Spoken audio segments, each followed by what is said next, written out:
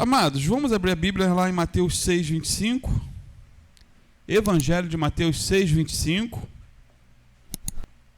a 34. Texto muito conhecido. Diz assim: portanto eu digo, quem está dizendo? Jesus. Não se preocupem com a sua própria vida, quanto ao que comer ou beber, nem com seu próprio corpo, quanto ao que vestir. Não é a vida mais importante que a comida, e o corpo mais importante que a roupa? Observem as aves do céu, não semeiam, nem colhem, nem armazenam em celeiros, contudo, o Pai Celestial as alimenta. Não têm vocês muito mais valor do que elas? Quem de vocês, por mais que se preocupe, pode acrescentar uma hora que seja à sua vida? Por que vocês se preocupam com roupas? Vejam como crescem os lírios do campo. Eles não trabalham nem tecem. Contudo, eu digo que nem Salomão, em todo o seu esplendor, vestiu-se como um deles. Se Deus veste assim a erva do campo que hoje existe e amanhã é lançada ao fogo, não vestirá muito mais a vocês, homens de pequena fé? Portanto, não se preocupem dizendo: que vamos comer, ou que vamos beber, ou que vamos vestir, pois os pagãos é que correm atrás dessas coisas, mas o Pai Celestial sabe que vocês precisam delas. Busquem, pois, em primeiro lugar, o reino de Deus e a sua justiça, e todas essas coisas serão acrescentadas a vocês. Portanto, não se preocupem com o amanhã, pois o amanhã trará as suas próprias preocupações. Basta a cada dia o seu próprio mal. Amém, queridos? Todos entenderam bem? Texto lindo, né? Mensagem inspiradora. Quanta sabedoria em tão poucas palavras. Porém, como é difícil viver sem preocupação. Não sei quanto a você, mas para mim é difícil.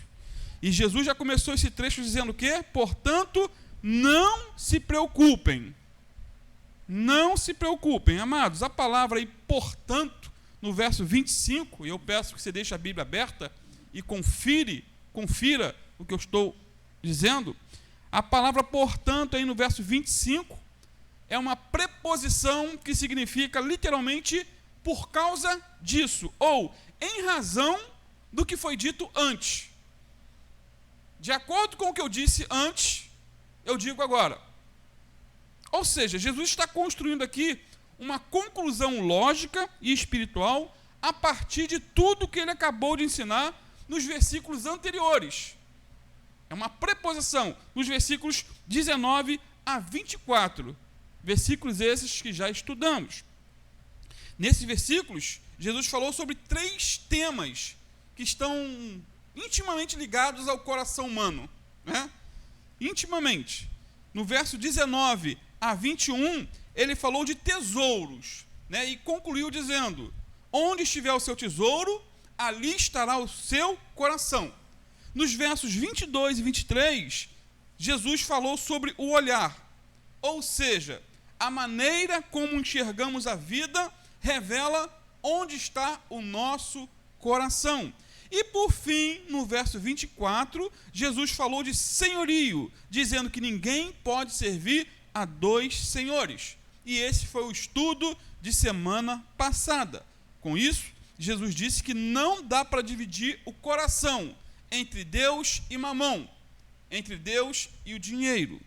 Por isso, Jesus disse: não se preocupem com a vida. Palavra simples de ser repetida, mas, repito, difícil de ser praticada. O verbo preocupar aqui, querido, está no imperativo presente negativo, que no grego indica a ideia de parem de continuar se preocupando. Ou não vivam nesse estado constante de preocupação. E o mais interessante é que Jesus repetiu essa frase por 3 vezes no texto que lemos. 3 vezes, nos versos 25, versos 31 e 34. Vou ler mais uma vez para ficar bem fixado. Versículo 25. Portanto, eu digo, não se preocupem com a sua própria vida, quanto ao que comer ou beber, nem com o seu próprio corpo, quanto ao que vestir. Não é a vida mais importante que a comida e o corpo mais importante que a roupa? Versículo 31. Portanto, mais uma vez, não se preocupem, dizendo, que vamos comer, ou que vamos beber, ou que vamos vestir. E no verso 34, mais uma vez, portanto, não se preocupem com o amanhã, pois o amanhã trará as suas próprias preocupações. Basta cada dia o seu próprio mal. Sendo assim, a palavra de Jesus para nós nessa manhã é: não se preocupe, confie. Não se preocupe, confie. Não se preocupe com o que comer, beber ou vestir. Não se preocupe com amanhã. Sabe por quê? Porque é pecado não confiar na provisão diária de Deus. E é nesse quesito que podemos dizer que somos pecadores. E que o Senhor nos ajude a confiar mais e duvidar menos. É pecado, queridos, duvidar que realmente Deus cuida de nós. Amados, na língua portuguesa, a palavra preocupação vem da junção de outras 2 palavras, né? É o básico. Pré, que significa antes, e ocupação, que significa ação de ocupar, ou preencher. Ou seja, desenhando, a preocupação é uma ocupação antecipada. Ocupação antecipada. É quando nos ocupamos antes do tempo com algo que ainda nem aconteceu e que provavelmente nem vai acontecer. É sofrer por antecipação. O problema está a milhões e milhões de quilômetros e já estamos curtindo a dor, roendo as unhas, nos agoniando, sofrendo e nos prejudicando fisicamente, como veremos mais à frente. Isso me faz lembrar de um jovem seminarista, né, que vivia chorando pelos cantos, seminário de teologia. Vivia chorando pelos cantos, preocupado com a morte da mãe. Certo dia um colega perguntou, mas qual é o problema da sua mãe? Qual é a enfermidade dela? E ele respondeu, não, ela não está doente. Aliás, a saúde dela é de ferro, mas eu choro só de pensar que um dia ela vai morrer. Sofre por antecedência. Loucura, loucura, como diz o Luciano Huck. Né? Ou seja, esse jovem sofria por um problema inexistente e irreal. Até porque, cá para nós, queridos, ele poderia morrer antes da mãe. Quantos filhos não morrem antes dos pais? Amados, segundo alguns estudos, cerca de 85% das nossas preocupações nunca se concretizarão. Então, muitas e muitas vezes sofremos desnecessariamente. Ficamos doentes antes mesmo da doença nos atingir. Muita gente vive perturbada e ansiosa pela simples ameaça de uma enfermidade que ainda nem chegou. Por exemplo, se você assiste um vídeo no YouTube, né, de alguém com câncer ou outra doença, ela já fica angustiada em imaginar essa doença lhe acometer e ela ficar talvez acamada. Detalhe, a pessoa está saudável, está sem sintoma algum, mas já vive como se estivesse doente antes da hora. Sofrimento por antecipação. Portanto, amados, quando nos preocupamos, estamos literalmente nos ocupando antes do tempo. Estamos sofrendo por antecipação. É como se estivéssemos tentando viver o futuro hoje. Agora, a ansiedade é o mal do século. 4,4% da população mundial sofre de ansiedade. Esse é um fenômeno global e é o que mais atinge o ser humano em nossos dias. O mais curioso é que a palavra ansiedade, na língua grega, carrega o sentido de estrangulamento. Ansiedade, estrangulamento. Ela descreve alguém cuja mente e coração estão divididos em muitas direções, puxados por pensamentos, medos e conflitos. É como se a alma estivesse sendo puxada para vários lados, sem conseguir respirar, sem paz. Uma agonia. Daí vem a ideia simbólica de estrangulamento interior. Ou seja, ficar ansioso é viver sufocado. É como cortar o oxigênio de uma pessoa e tirar dela a possibilidade de respirar. Portanto, a ansiedade sufoca e estrangula a alma. Lá em Lucas 21, 34 a 36, olha o que o Senhor Jesus disse. Interessante esse texto. Ele já começa dizendo assim, tenham cuidado. Então, se Jesus falou para tomar cuidado, temos que tomar cuidado. Tenham cuidado para não sobrecarregar o coração de vocês de libertinagens, bebedeiras e ansiedades da vida. E aquele dia, o dia da sua volta, venha sobre vocês inesperadamente, porque ele virá sobre todos os que vivem na face de toda a terra. Estejam sempre atentos e orem para que vocês possam escapar de tudo o que está para acontecer e estar em pé diante do Filho do Homem. Que texto, né, querido? E interessante, Jesus falou aqui, junto com libertinagem e bebedeira, sobre ansiedades da vida. Tomem cuidado com as ansiedades da vida. Agora, sabe quais os efeitos físicos, mentais e espirituais da ansiedade?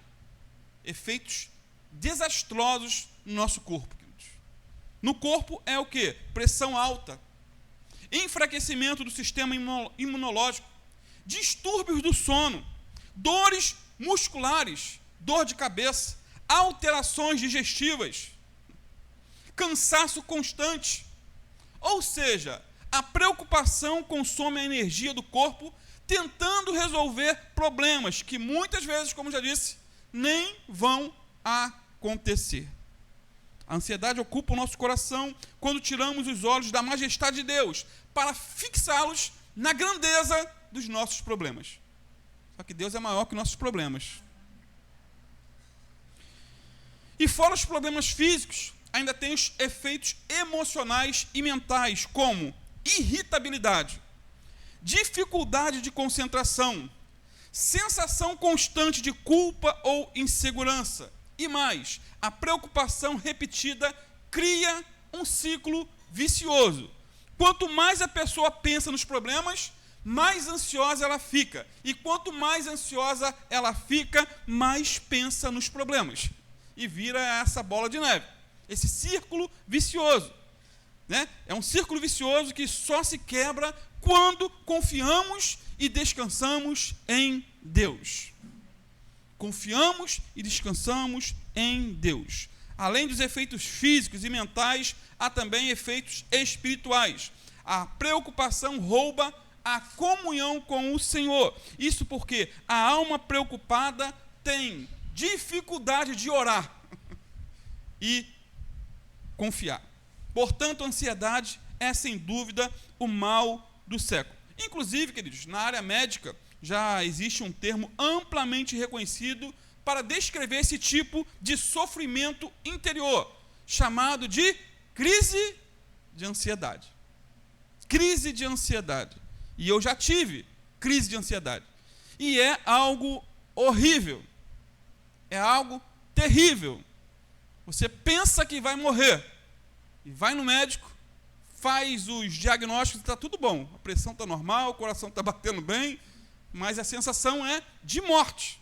Trata-se de uma reação intensa do corpo e da mente diante de situações de medo, de pressão, de incerteza. E nesse estado o coração acelera, a respiração se torna difícil e os pensamentos parecem sair do controle. É algo terrível. Irmãos, uma crise de ansiedade é o momento em que o corpo e a mente entram em um estado alerta extremo. É uma defesa do corpo, na verdade. É como se houvesse um perigo real, imediato, mesmo que na prática esse perigo não exista. No meu caso, existiu. Depois de 1 mês ou 2 meses de uma situação traumática que eu passei, eu tive a crise de ansiedade.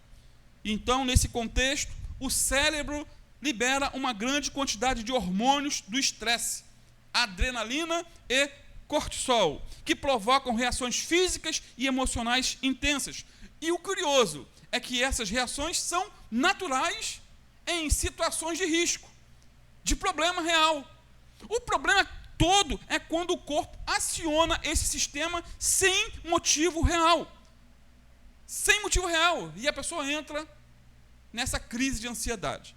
E os sintomas mais comuns da crise de ansiedade são falta de ar, respiração acelerada, palpitações e dor no peito, tremores, suor frio, calor intenso, sensação de descontrole ou de que vai morrer, tontura, fraqueza, formigamento, medo intenso, sem causa aparente, sensação de fraqueza. É como, queridos, se o coração e a mente entrassem em desespero e o corpo respondesse como se estivesse diante de um problema real, de um problema terrível. Porém, na dimensão espiritual, a crise de ansiedade é o grito do coração que tenta carregar o que não consegue mais suportar. É um grito de desespero. É o resultado de preocupações acumuladas, medos que não foram entregues a Deus e tentativas humanas de tentar controlar aquilo que é, muitas vezes, incontrolável. Amados, a ansiedade não ajuda em nada na solução de um problema. Na verdade, só piora o problema. Só piora o problema. Amados, se preocupação pagasse dívida e curasse doença, seríamos os mais prósperos e os mais saudáveis da face da terra. Isso porque muitas vezes gastamos energia com problemas que nem existem. Sofremos antes, durante e após o problema. Sofremos até quando não há motivo algum para sofrer. Sendo assim, a ansiedade rouba as nossas forças, multiplica nossos problemas, embaraça a nossa visão e o mais terrível é que enfraquece a nossa fé. E o interessante é que, embora o nome crise de ansiedade seja aí um nome moderno, atual, a experiência em si, ela não é atual, é antiga. Vem desde os primórdios, né? Desde os tempos bíblicos, homens e mulheres de Deus enfrentaram problemas semelhantes. Davi, por exemplo, no Salmo 143, versículo 4, disse o seguinte: dentro de mim o meu coração está desassossegado, angustiado, ansioso. Salmo 42, 5, ele disse assim: por que estás abatida, ó minha alma? E por que te perturbas dentro de mim? Espera em Deus, pois ainda o louvarei. E no verso 11 ele diz ainda: por que você está abatida, assim tão triste, ó minha alma? Por que está assim tão perturbada dentro de mim? Ponha sua esperança em Deus, pois ainda o louvarei. Ele é o meu Salvador, Ele é o meu Deus. Davi conversando com sua alma que está angustiada. Não sei se você já conversou consigo mesmo. Não é paranoia não é sinal de loucura não. De vez em quando é bom, Davi conversava. Por que está assim? Qual o motivo? Às vezes não há motivo aparente. E o mesmo Davi no Salmo 55 revela as angústias que enfrentou. Num contexto geral, ele enfrentou perturbação, opressão do inimigo, hostilização, medo da morte, vontade de fugir, de entrar debaixo da terra, igual o avestruz faz, meter a cabeça no buraco, de se esconder. E no verso 4 ele diz: o meu coração está aflito dentro de mim, e terrores de morte caíram sobre mim.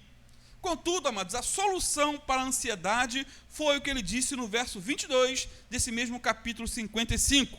Entregue suas preocupações ao Senhor, e Ele o sustentará. Jamais permitirá que o justo venha a cair. Entregue ao Senhor, confia nele, e o mais Ele fará. E o que falar do Salmo 94, 19? Ele diz assim: quando a ansiedade já me dominava no íntimo, o teu consolo trouxe alívio à minha alma. Ou Ou seja, o ser humano sempre lutou com a ansiedade. Apenas mudaram-se os nomes e as formas de escrever.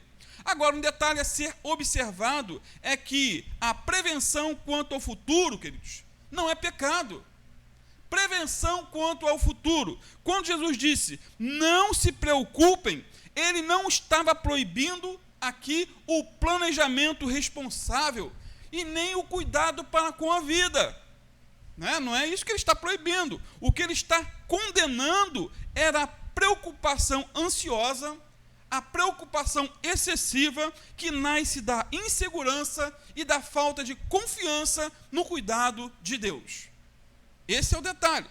Inclusive, a Bíblia usa o exemplo da formiga que armazena no verão para ter o que comer no inverno. Ou seja, desenhando, é possível ser previdente sem perder as unhas. É possível pensar no futuro sem preocupação excessiva no presente. É possível ser previdente sem ser ansioso.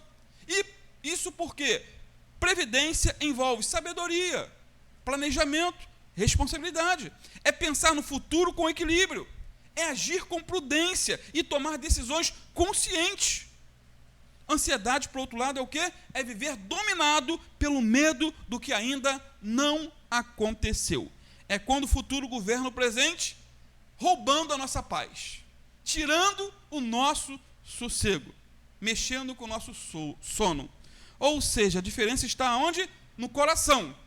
A previdência planeja e confia. A ansiedade antecipa o problema, se angustia e perde o descanso.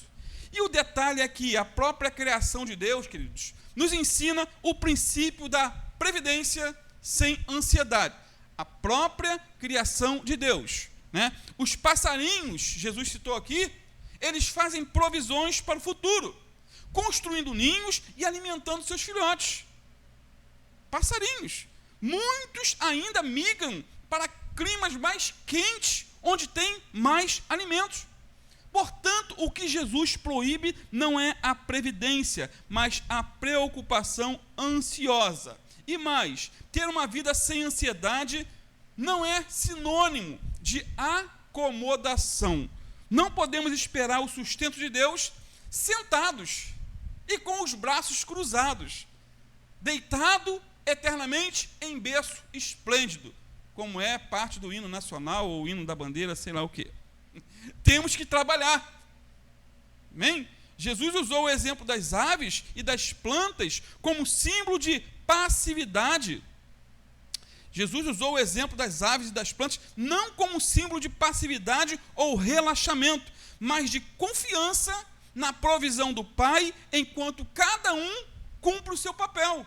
Tanto as aves como as plantas cumprem o seu papel. E vou ler de novo, Mateus 6, 26.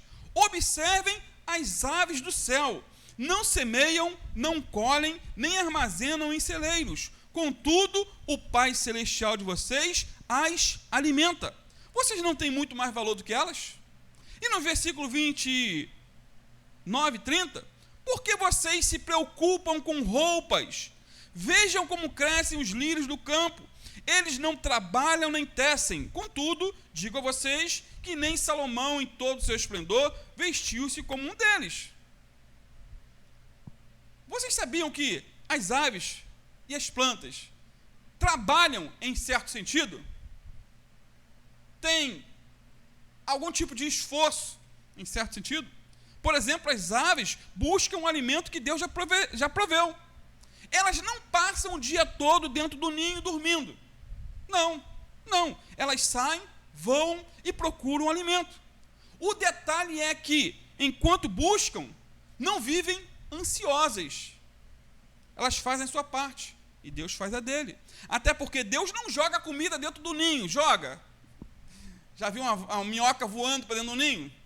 Deus não joga comida dentro do ninho, mas também nunca deixa de faltar uma minhoca ou outro alimento qualquer no caminho de uma ave. É por isso que elas se mantêm vivas. Portanto, Jesus usa aqui o exemplo das aves para nos ensinar que confiança não é passividade. precisamos trabalhar, planejar e caminhar, mas com o coração descansado, sabendo que Deus já foi à frente, preparando o sustento. Amém? As plantas também trabalham em certo sentido. Elas extraem do sol e da luz, do sol, tudo aquilo que precisam para viver e crescer. Elas não escolhem, queridos, o lugar onde foram plantadas. Elas não controlam o clima. Estou falando das plantas.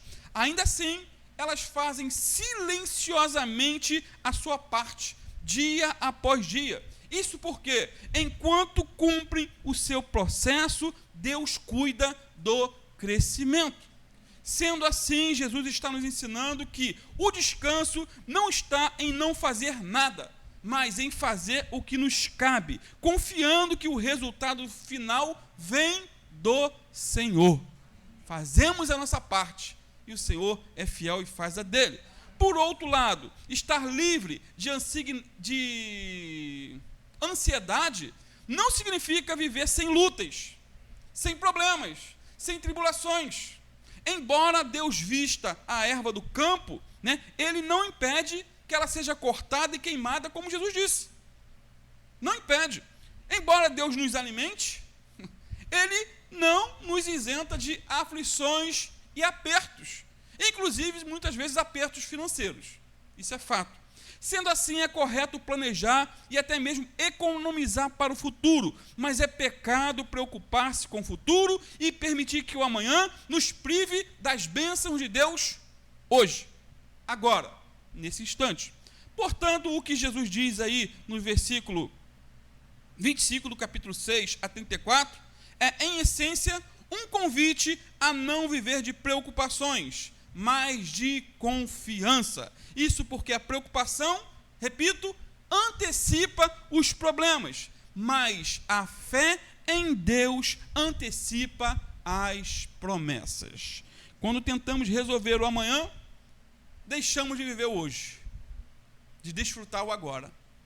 E o pior é que a preocupação é uma ocupação sem frutos, pois suga a nossa energia, rouba a nossa paz, e o mais triste é que não muda o resultado, e ainda por cima, afeta a nossa saúde. Ou seja, quem vive preocupado com o amanhã, vive menos, morre mais rápido. Então é mais um motivo para descansarmos em Deus, Quem quer morrer rápido aí? Ninguém, Queremos viver muito. Esse dia eu vi um vídeo de uma senhora com 120 anos, aqui no interior do Brasil.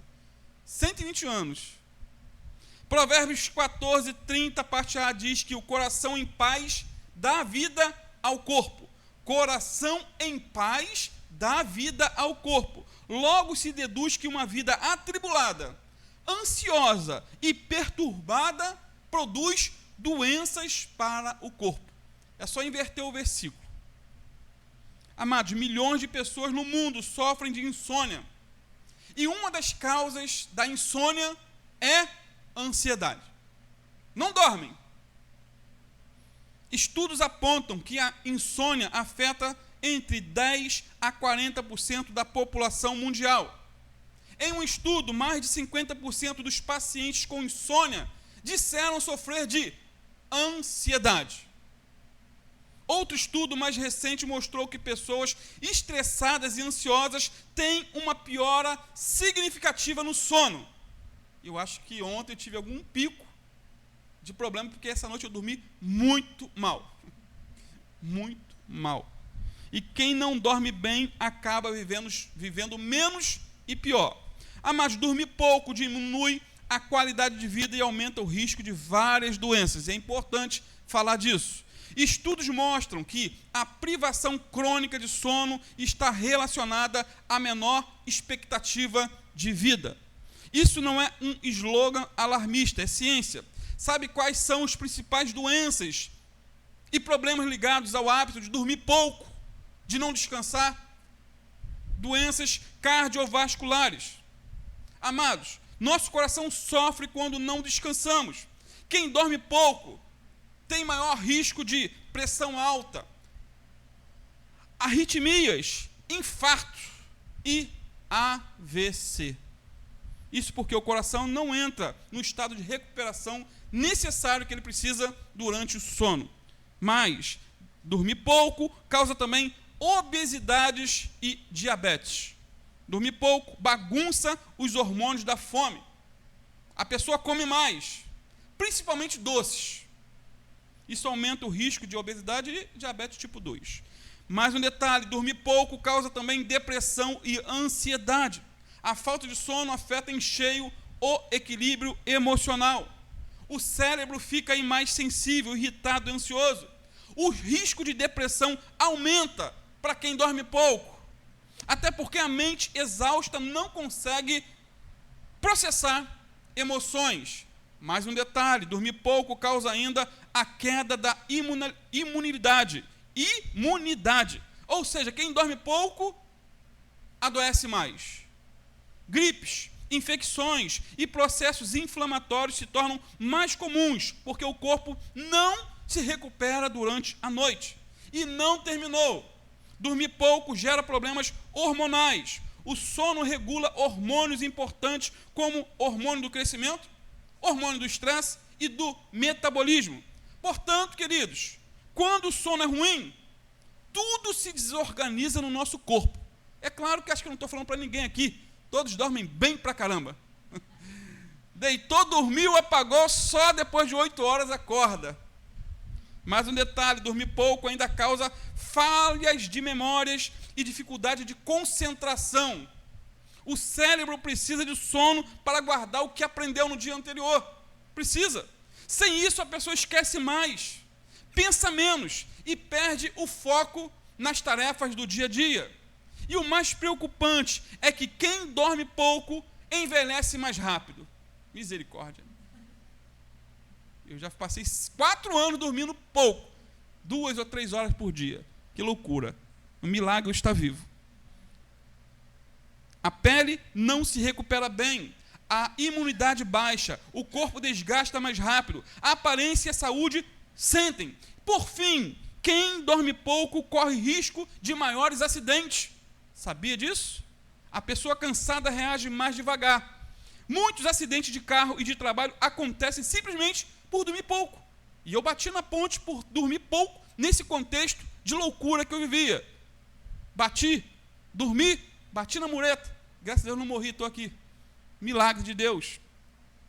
Agora, qual o segredo para deitar e dormir, queridos? Qual o segredo?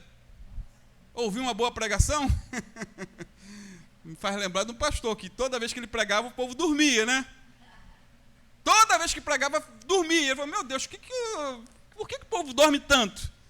E ele gravou a mensagem, na época era fita cassete, e foi ouvir.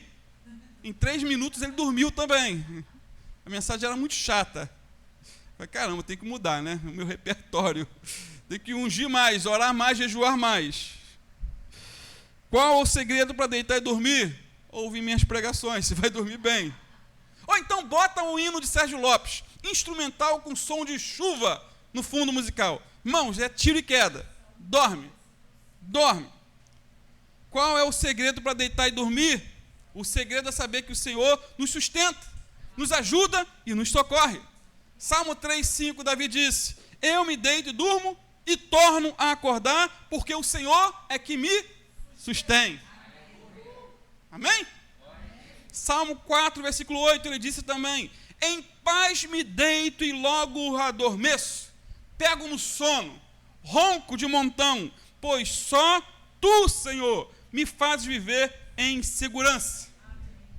Portanto, precisamos saber que Deus é grande o suficiente para resolver os nossos problemas de hoje. Enquanto você dorme, Deus está cuidando do amanhã. Descansa nele. Davi, aqui nesse contexto, né, ele não estava no palácio, mas estava em uma tenda improvisada no deserto, cercado de inimigos, e mesmo cercado de inimigos, com a maioria do seu povo rebelado contra ele, ainda consegue deitar e dormir em paz. O que fazer para dormir bem? Se você não consegue dormir, não conte as ovelhas. Converse com o pastor das ovelhas. Ele vai te socorrer e vai fazer com que você tenha um bom sono, para que você recupere suas forças, que você tenha saúde e viva muito para a glória de Deus. Pai, muito obrigado, Senhor, por mais esse estudo, muito obrigado, Senhor, por mais essa manhã, muito obrigado pelo privilégio que o Senhor nos deu, Senhor, de estarmos reunidos aqui em Teu nome, Senhor, para Te louvar, Te adorar, mesmo com poucas pessoas, mas Te bendizemos, Senhor, porque o Senhor está conosco, Pai. A Tua palavra diz, Senhor, o Senhor disse que onde estivessem 2 ou 3 reunidos em Teu nome, o Senhor estaria. Não estamos aqui reunidos em nome de uma igreja, de um pastor, de uma denominação, mas em nome do Teu Filho Jesus, Senhor. Então cremos na Tua presença neste lugar, cremos que o Senhor falou com cada um aqui, Senhor, da importância, Senhor, de confiar mais em Ti, de deixar de viver roendo as unhas e se preocupando com o futuro que ainda não veio e que pode nem acontecer, Pai. Que o Senhor venha nos livrar, Senhor, das ansiedades, nos ajudar, Senhor, a lidar com essas situações difíceis e nos guardar, Senhor, de todo o mal. É o que eu te peço nessa manhã quente de sol, em que muitos estão já invadindo as praias, Senhor, mas nós estamos aqui te buscando. Não somos melhores do que ninguém, Pai, mas nós priorizamos em primeiro lugar estar aqui, Senhor, fazer a Tua vontade, obedecer, aprender da Tua palavra, em nome de Jesus. Fica conosco, Senhor, e leva-nos agora debaixo da Tua potente mão, livrando-nos de todo o mal, guardando-nos, Senhor, agora de volta para os nossos lares, abençoando o nosso almoço e ficando conosco mais uma vez à noite, Senhor, em mais um culto de louvor e adoração ao Teu nome, em nome de Jesus.